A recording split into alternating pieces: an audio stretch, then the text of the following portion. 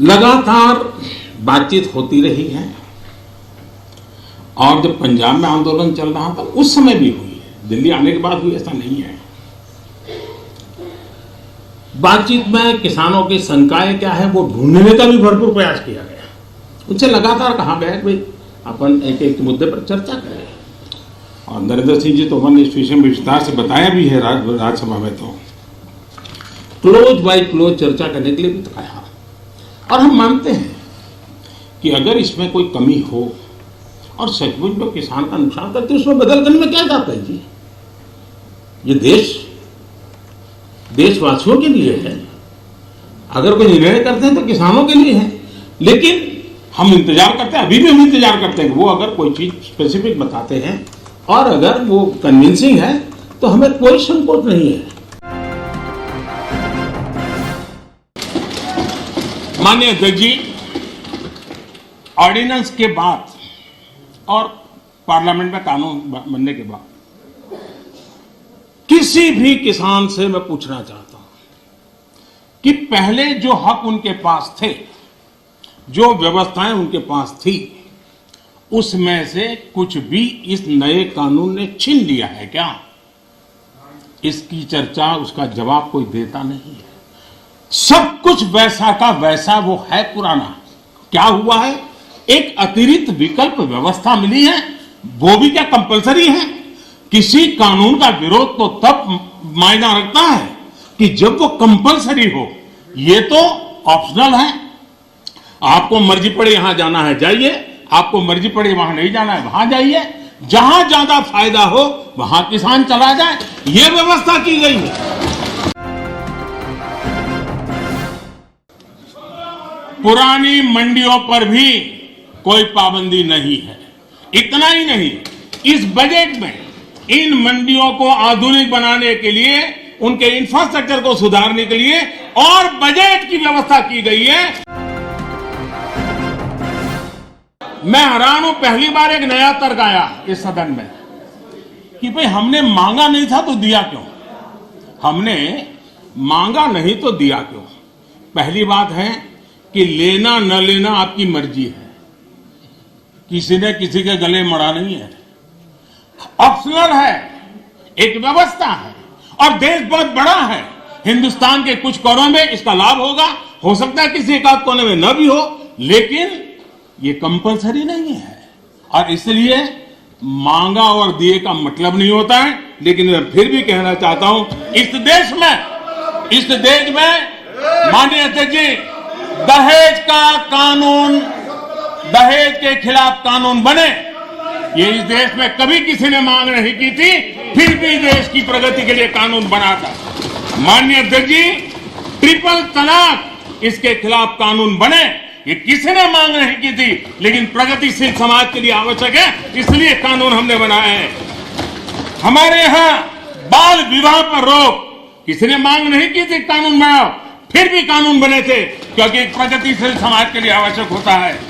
शादी की उम्र बढ़ाने के निर्णय किसी ने मांग नहीं की थी, लेकिन प्रगतिशील विचार के साथ वो निर्णय बदलने पड़ते हैं। बेटियों को संपत्ति में अधिकार किसी ने मांग नहीं की थी, लेकिन एक प्रगतिशील समाज के लिए आवश्यक होता है, तब जाकर के कानून बनाया जाता है। शिक्षा को अधिकार देने की बात किसी ने मांग नहीं की थी, लेकिन समाज के लिए आवश्यक होता है, बदलाव के लिए आवश्यक होता है, तो कानून बनते हैं। मुझे किसी भी किसान संगठन ने इस देश के छोटे किसान को कुछ सम्मान पैसे मिले, इसकी व्यवस्था किसी ने मांग नहीं की थी, लेकिन हमने प्रधानमंत्री सम्मान निधि योजना के तहत उनको हमने धन सामने से देना शुरू किया। जब ये कहा जाता है मांगा था क्या हम सामंतशाही हैं क्या कि देश की जनता याचक की तरह हमसे मांगे, उनको मांगने के लिए मजबूर करें? ये मांगने के लिए मजबूर करने वाली सोच लोकतंत्र की सोच नहीं हो सकती। माननीय सरकारें संवेदनशील होनी चाहिए। लोकतांत्रिक तरीके से जनता की भलाई के लिए सरकार ने जिम्मेवारियां लेकर के आगे आना चाहिए। और इसलिए इस देश की जनता ने आयुष्मान योजना नहीं मांगी थी, लेकिन हमें लगा कि गरीब की बीमारी में बचाना है तो आयुष्मान भारत योजना लेकर के जाना चाहिए। इस देश के गरीब ने बैंक अकाउंट के लिए कोई जुलूस नहीं निकाला था, कोई मेमोरेंडम नहीं भेजा था। हमने जनधन योजना की थी और हमने इस जनधन योजना से उसके खाते खोले थे।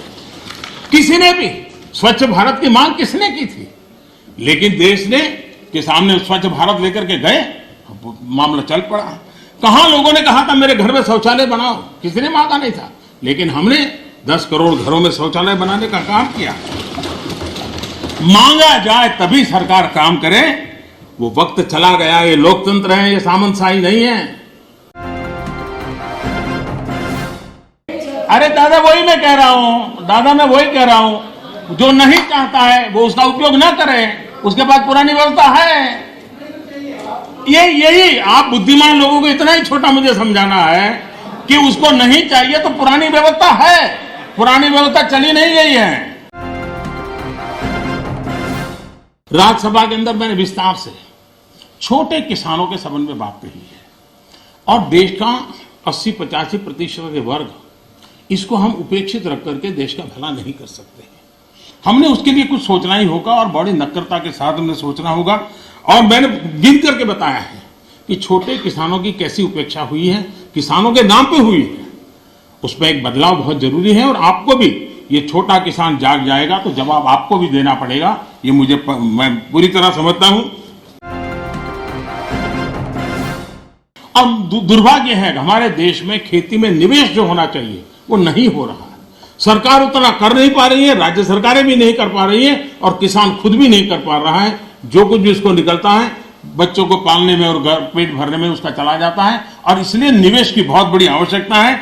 जब तक हम निवेश नहीं लाएंगे, जब तक हम हमारी खेती को आधुनिक नहीं करेंगे, हम जब तक छोटे से छोटे किसान की भलाई के लिए व्यवस्थाएं विकसित नहीं करेंगे, हम देश के एग्रीकल्चर सेक्टर को ताकतवर नहीं बना सकते हैं। और इसलिए हमारा किसान आत्मनिर्भर बने, उसको अपनी उपज बेचने की आजादी मिले, उस दिशा में हमने काम करने की आवश्यकता है। हमारा किसान सिर्फ गेहूं और चावल वहां सीमित रहे, उससे भी बात बनने वाली नहीं है। दुनिया में मार्केट क्या है, आज उसके रिसर्च हो रहे हैं, उस प्रकार की चीजों का उत्पादन करे और वो चीजें दुनिया के बाजार में बेचे। मैं फिर एक बार देश के किसानों से आग्रह करूंगा कि आइए टेबल पर बैठ करके मिल करके समस्याओं का समाधान करें।